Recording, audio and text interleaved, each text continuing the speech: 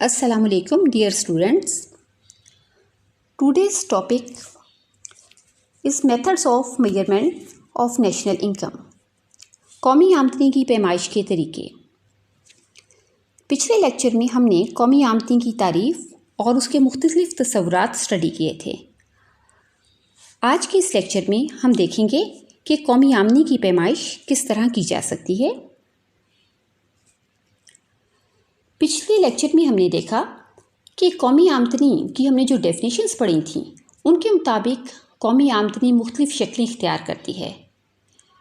एक तरफ अगर किसी मुल्क में पैदा होने वाली अशिया व खिदमात की मजमूई पैदावार कौमी आमदनी है, तो दूसरी तरफ उस मुल्क में बसने वाले अफराद की आमदनियों का मजमुआ भी कौमी आमदनी है। इसी तरह अशिया सार्फिन और अशिया सरमाया पर होने वाले निजी और सरकारी अखराजात भी कौमी आमदनी कहलाते हैं। गोया कौमी आमदनी 3 बहाव पर मुश्तमिल होती है: पैदावार का बहाव, आमदनियों का बहाव, अखराजात का बहाव।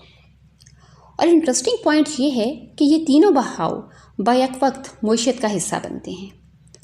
गोया यहाँ एक मुमासलत मौजूद है। मजमूई पैदावार आइडेंटिकल होती है मजमूई आमदनियों के, इसी तरह ये दोनों जो हैं वो मजमूई अखराजात के आइडेंटिकल होते हैं।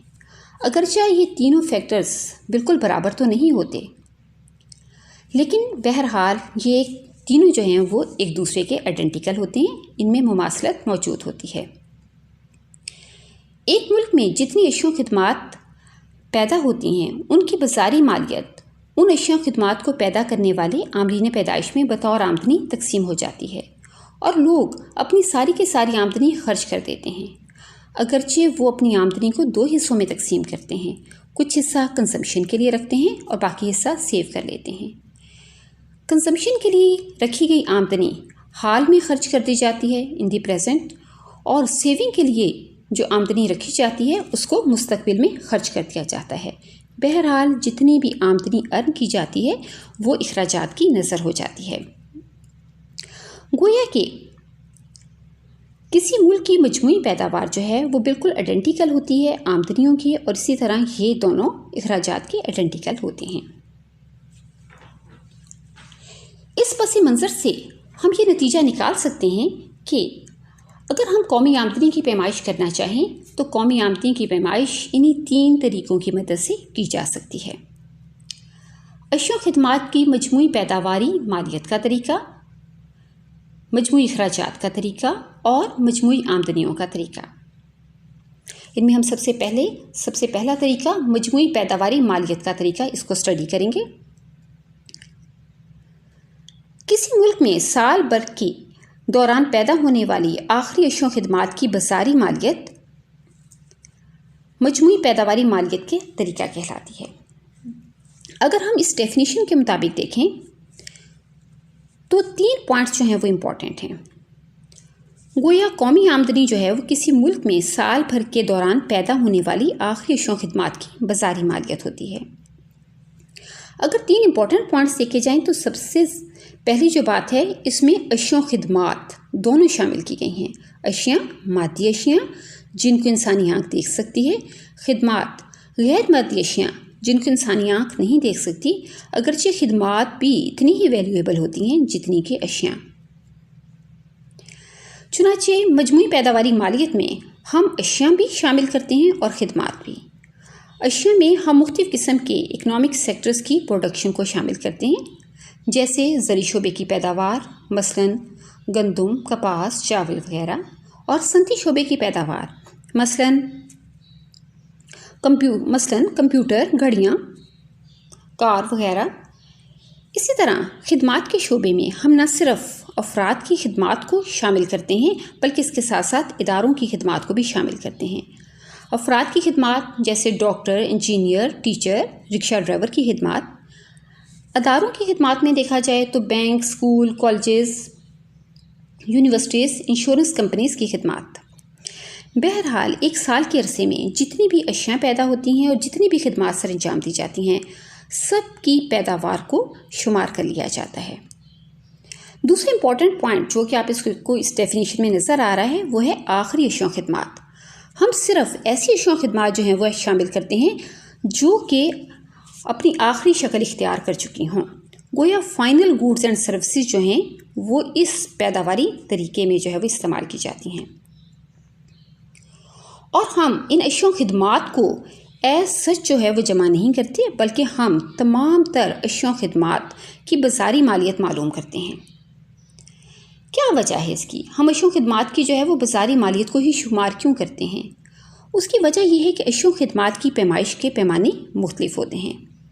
ہم بعض چیزوں کو کیجی میں میئر کرتے ہیں، بعض کو میٹر میں اور بعض کو لیٹر میں، جبکہ خدمات کی پیمائش کا پیمانہ بالکل ہی مختلف ہے۔ ہم اکثر جو ہے وہ گھنٹوں کی مدد سے جو ہے وہ شخصی خدمات کو میئر کرتے ہیں۔ چونکہ اشیاء و خدمات کی جو پیداوار ہے اس کی پیمائش کے پیمانے جو ہیں وہ مختلف ہیں، اس لیے جو ہے ان کو جوں کا توں جمع نہیں کیا جا سکتا۔ چنانچہ ہم ایک ہی جو ہے وہ کامن سٹینڈرڈ آف میئرمنٹ رکھتے ہیں۔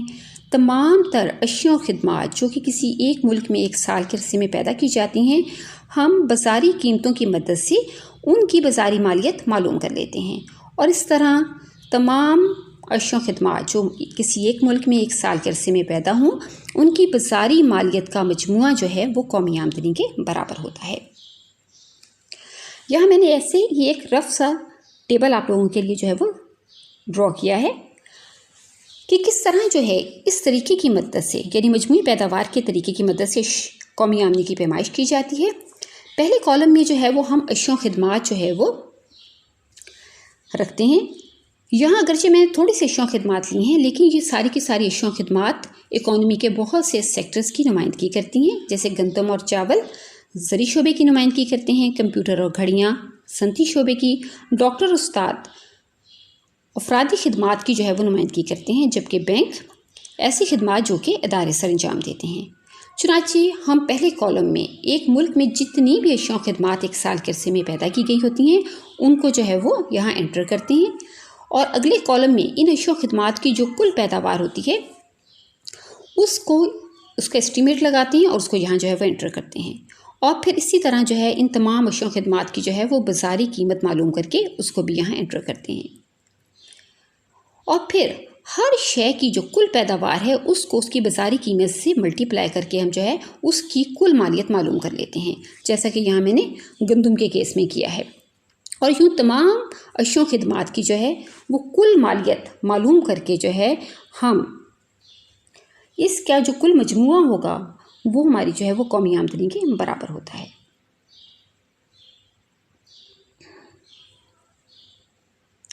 البتہ مجموعی پیداواری مالیت کے طریقے کے لیے ہمیں چند احتیاطوں کو جو ہے وہ پیش نظر رکھنا پڑتا ہے۔ سب سے پہلی احتیاط، ہمیں دوہری گنتی سے بچنا ہے۔ دوہری گنتی کا خطرہ کیوں پیدا ہوتا ہے؟ دوہری گنتی کا خطرہ اس لیے پیدا ہوتا ہے کہ جب اشیاء و خدمات پیدا کی جاتی ہیں تو وہ مختلف قسم کے پیداواری مراحل سے گزرتی ہیں۔ چنانچہ اگر ہم ہر پیداواری مرحلے پر کسی شے کو ایز سچ پوری کی پوری اس کی مالیت کو قومی آمدنی میں شمار کر لیں تو در حقیقت میں ہم دوہری گنتی کا شکار ہو رہے ہیں۔ چنانچہ اس سے ہمیں بچنا چاہیے۔ اس کی مثال کچھ یوں لی جا سکتی ہے کہ جیسے اگر ہم پہلے ایک ملک میں جتنی بھی کپاس پیدا ہوئی ہے اس کی ساری بازاری مالیت کو قومی آمدنی میں شمار کر لیں، پھر اس کی مدد سے جتنا کپڑا بنایا گیا اور پھر جو ہے اس کی مدد سے جتنا جو کپاس سے جتنا دھاگا بنایا گیا، دھاگے سے جتنا کپڑا اور کپڑے سے پھر جتنے ریڈی میڈ گارمنٹس بنائے گئے، اگر ہم ان تمام تر جو ہے وہ کموڈیٹیز کی ساری جو ہے وہ مالیت قومی آمدنی میں شمار کر لیں تو ہم در حقیقت میں ایک ہی چیز کو بار بار گنے جا رہے ہیں۔ چنانچہ ہمیں اس قسم کی دوہری گنتی سے بچنا چاہیے۔ اس کے لیے کیا پالیسی اڈاپٹ کی جا سکتی ہے؟ عام طور پر اس کے لیے 2 پالیسیز ریکمینڈ کی جاتی ہیں۔ پہلی بات تو یہ کہ دوہری گنتی سے بچنے کے لیے صرف وہ اشیاء و خدمات جو ہیں ان کی بازاری مالیت کو قومی آمدنی میں شمار کیا جائے جو کہ اپنی آخری شکل اختیار کر چکی ہیں۔ اور دوسرا طریقہ یہ ہو سکتا ہے کہ اگر خام جو مال ہے اس کی اگر مالیت کو قومی آمدنی میں شمار کرنا لازم ہو تو پھر جو ہے وہ صرف ہر پیداواری مرحلے پر اس خام مال میں جتنی بھی ویلیو جو ہے وہ ایڈ ہوتی ہے، یعنی جو اضافی مالیت ہے، صرف اور صرف ہر پیداواری مرحلے کی جو اضافی مالیت ہے، اضافی ویلیو ہے، اضافی مالیت، اس کو جو ہے وہ قومی آمدنی میں جو ہے وہ شمار کیا جائے۔ اس طرح جو ہے وہ ہم دوہری گنتی سے بچ سکتے ہیں۔ دوسری اور ایک احتیاط جو کہ پیش نظر رہنی چاہیے وہ یہ کہ بلا معاوضہ خدمات جو ہیں وہ قومی آمدنی میں شمار نہیں کی جاتی. اگرچہ یہ خدمات بڑی ویلیویبل ہوتی ہیں لیکن یہ قومی آمدنی میں شمار اس لیے نہیں ہوتی کیونکہ یہ کسی جو ہے وہ معاوضہ حاصل کرنے کے لیے جو ہے وہ سر انجام نہیں دی جاتی اور اس کی کوئی بھی مانیٹری ویلیو نہیں ایگزسٹ کرتی اکانومی میں. مثال کے طور پر جو ہے ایک خاتون کا اپنے گھر کا کام خود کر لینا، ایک فرد کا اپنے بچوں کو خود پڑھا لینا. چنانچہ چونکہ ان کا معاوضہ طلب نہیں کیا جاتا، ان کی کوئی مانیٹری ویلیو ایگزسٹ نہیں کرتی، اس لیے یہ قومی آمدنی میں شمار نہیں ہوتی. پھر اس کے علاوہ ہمیں بالواسطہ ٹیکس جو ہیں وہ منہا کر دینے چاہیے. اس کے پیچھے کیا ریزن ہے؟ کیونکہ دیکھیے ہم ملک میں جتنی بھی اشیاء و خدمات کی پیداواری مالیت، جتنی بھی اشیاء و خدمات پیدا ہو رہی ہیں، ان کی مالیت ہم جو ہے وہ بازاری قیمتوں کی مدد سے معلوم کر رہے ہیں. اور بازاری قیمت میں نہ صرف شے کی کاسٹ شامل ہوتی ہے جو کہ شے کی ویلیو کو ظاہر کر رہی ہوتی ہے، بلکہ اس کے ساتھ ساتھ جو ہے اس میں بالواسطہ ٹیکس، انڈائریکٹ ٹیکس جو کہ گورنمنٹ امپوز کرتی ہے وہ بھی شامل ہوتے ہیں. چنانچہ اشیاء و خدمات کی بالکل صحیح مالیت معلوم کرنے کے لیے جو ہے وہ ہمیں بالواسطہ ٹیکس ڈیڈکٹ کر دینی چاہیے. قومی آمدنی کی پیمائش کا دوسرا طریقہ مجموعی اخراجات کا طریقہ کہلاتا ہے. کسی ملک میں ایک سال کے عرصے میں ہونے والے صرفی اخراجات، سرمایہ کاری اخراجات، سرکاری اخراجات اور خالص بیرونی آمدنی کا مجموعہ قومی آمدنی کہلاتا ہے. اس میں دیکھیے کہ قومی آمدنی کے یہاں ہمارے پاس جو ہیں وہ 4 اہم کمپوننٹس ہیں. قومی آمدنی در حقیقت مشتمل ہوتی ہے صرفی اخراجات سی، خام نجی ملکی سرمایہ کاری آئی، سرکاری اخراجات گورنمنٹ ایکسپینڈیچرز اور خالص بیرونی اخراجات یعنی خالص بیرونی تجارت یعنی ایکسپورٹ مائنس امپورٹ. مجموعی اخراجات کا جو ہے وہ سب سے پہلا کمپوننٹ صرفی اخراجات. صرفی اخراجات سے مراد ہے عام لوگوں کے اپنی عام ضروریات زندگی پر ہونے والے اخراجات. یہ اخراجات 2 طرح کے ہو سکتے ہیں. صریح اخراجات جو بہت ہی واضح ہوتے ہیں جس میں کسی بھی قسم کا کوئی ابہام نہیں پایا جاتا. اس قسم کے اخراجات عام طور پر کیے جاتے ہیں خوراک، لباس، فرنیچر، الیکٹرانکس، خدمات وغیرہ پر. جبکہ دوسری کیٹیگری جو ہے وہ ہے مضمر اخراجات کی. مضمر اخراجات بالکل واضح نہیں ہوتے اور ان میں جو ہے وہ قدر ابہام اور مبہم قسم کے ہوتے ہیں. مثال کے طور پر کسان کا اپنی گندم کی پیداوار کا کچھ حصہ ذاتی استعمال کے لیے رکھنا. اب کسان جتنی بھی جو ہے وہ اشیاء و خدمات جو ہے وہ جتنی بھی جو ہے وہ گندم پروڈیوس کرتا ہے وہ ساری کی ساری جو ہے وہ بازار میں فروخت کے لیے پیش نہیں کرتا، بلکہ اس کا کچھ حصہ جو ہے وہ اپنے ذاتی استعمال کے لیے گھر میں رکھ لیتا ہے. اب چونکہ یہ حصہ جو ہے وہ بازار میں فروخت کے لیے پیش نہیں کیا گیا، اس کی کوئی مانیٹری ویلیو جو ہے بظاہر اکانومی میں ایگزسٹ نہیں کی، لیکن چونکہ یہ اس سال میں جو ہے وہ ملک کے اندر جو ہے ویلیویبل چیز یعنی گندم کا یہ حصہ جو ہے وہ ملک کے اندر پیدا ہوا، اس لیے جو ہے اس کو بھی جو ہے وہ قومی آمدنی میں شمار کیا جانا چاہیے. چنانچہ ایک کسان اپنے ذاتی استعمال کے لیے جتنی بھی گندم کی پیداوار اپنے پاس رکھ لیتا ہے اس کی بھی جو بازاری مالیت ہے وہ بھی قومی آمدنی میں شمار ہونی چاہیے. اسی طرح ایک مالک مکان اپنے گھر میں خود رہائش اختیار کر لیتا ہے تو ظاہر ہے کہ وہ اس کا کوئی جو ہے وہ کرایہ پے نہیں کرتا، لیکن اگر وہ اپنے گھر میں خود رہائش نہ رکھے کہیں اور رہائش اختیار کرتا ہے تو ظاہر اس کو کرایہ جو ہے وہ پے کرنا پڑتا ہے. چنانچہ یہ رینٹ بھی جو ہے وہ نیشنل انکم میں جو ہے وہ انکلوڈ ہو جاتا ہے. مجموعی اخراجات کا دوسرا important component it is known as the خام نجی ملکی سرمایہ کاری انویسٹمنٹ ایکسپینڈیچرز. انویسٹمنٹ ایکسپینڈیچرز سے مراد ایسی اشیاء سرمایہ پر خرچ کرنا جس سے مزید اشیاء پیدا ہوتی ہوں. مثال کے طور پر مشینری پر، پلانٹس پر یا کسی کمپنی کے حصص کو خریدنے پر خرچ کرنا. سرمایہ کاری کے اخراجات 2 طرح کے ہوتے ہیں، یعنی نئے سرمایاتی اثاثہ جات پر خرچ کرنا جیسے نئی مشینوں پر، نئے پلانٹس، نئے کارخانوں پر جو ہے وہ خرچ کرنا، یا دوسری طرف ہے مصارف بدل کاری یعنی ایگزسٹنگ جو ہمارے پلانٹس ہیں ان کو چالو حالت میں رکھنے کے لیے ہمیں جو چھوٹے موٹے پرزہ جات یا چھوٹی مشینیں جو ہیں جو کہ بالکل نکارہ ہو جائیں ان کو جو ریپلیس کرنا پڑتا ہے وہ ساری کے ساری جو ہے وہ مصارف بدل کاری کہلاتے ہیں. گویا سرمایہ کاری اخراجات میں اس قسم کے دونوں اخراجات جو ہیں وہ شامل ہوتے ہیں. مجموعی اخراجات کا تیسرا امپورٹنٹ کمپوننٹ اٹ از نون سرکاری اخراجات گورنمنٹ ایکسپینڈیچرز. حکومت دونوں طرح کے اخراجات کرتی ہے. حکومت سرکاری صرفی اخراجات بھی کرتی ہے اور حکومت آگے بڑھ کر سرمایہ کاری بھی کرتی ہے. حکومت کے اخراجات ترقیاتی بھی ہوتے ہیں اور غیر ترقیاتی بھی، ڈیولپمنٹ بھی اور نان ڈیولپمنٹ بھی. حکومت کے اگر جو ہے وہ غیر ترقیاتی اخراجات دیکھیں، اس میں حکومت دفاع پر خرچ کرتی ہے، نظم و نسق پر، سرکاری وفود پر، صحت اور تعلیم پر بھی. اگرچہ آج کل صحت اور تعلیم پر جو خرچ ہے اس کو ہم غیر ترقیاتی نہیں بلکہ ترقیاتی اخراجات میں شمار کرتے ہیں، کیونکہ یہ در حقیقت میں ہیومن بینگز یعنی مین پاور میں جو ہے وہ انویسٹمنٹ کنسیڈر کی جاتی ہے. حکومت بہت سارے ترقیاتی اخراجات بھی کرتی ہے، بہت سارے جو ہے وہ پیداواری شعبہ جات میں آگے بڑھ کر انویسٹمنٹ کرتی ہے. اس کے علاوہ حکومت جو ہے وہ ملک میں انفراسٹرکچر یعنی بنیادی تحتی ڈھانچہ بھی پیدا کرتی ہے. چنانچہ اس پر حکومت ان تمام چیزوں پر حکومت جتنا بھی خرچ کرتی ہے ایک سال کے عرصے میں اس کا جو ہے وہ اسٹیمیٹ لگا لیا جاتا ہے اور اس کو ہم مجموعی اخراجات میں شامل کر لیتے ہیں. چوتھا امپورٹنٹ کمپوننٹ ہے خالص بیرونی اخراجات یعنی برآمدات اور درآمدات کا خالص فرق. جب بھی ہم برآمد کرتے ہیں which is known as X here represents the exports. برآمدات جب بھی ہم برآمدات کرتے ہیں تو ہمیں در حقیقت میں زر مبادلہ کی صورت میں وصولیاں حاصل ہوتی ہیں، اور جب ہم امپورٹس کرتے ہیں here M represents the imports درآمدات. جب ہم درآمدات کرتے ہیں تو ہمیں جو ہے وہ زر مبادلہ کی صورت میں ادائیگیاں کرنی پڑتی ہیں. گویا کہ ایکسپورٹس کی صورت میں زر مبادلہ کی صورت میں ہمیں وصولیاں حاصل ہوتی ہیں اور درآمدات کی صورت میں ہمیں زر مبادلہ کی صورت میں ادائیگیاں کرنی پڑتی ہیں. چنانچہ جو خالص برآمدات ہیں نیٹ ایکسپورٹس وہ ڈفرینس ہیں اگر ہم اپنی برآمدات میں سے جو ہے وہ درآمدات جو ہے وہ مائنس کر دیں، یعنی برآمدات کی صورت میں ہمیں جتنی وصولیاں حاصل ہوئیں اس کو ہم مائنس کر دیں درآمدات کی صورت میں ہمیں جتنی ادائیگیاں کرنی پڑیں. چنانچہ اگر ہماری ایکسپورٹس امپورٹ سے زیادہ ہوں تو ظاہر ہے ہمارا جو نیٹ ایکسپورٹس ہیں یعنی خالص برآمدات ہیں وہ پازیٹیو ہوں گی اور یہ قومی آمدنی میں شامل کر لی جائیں گی.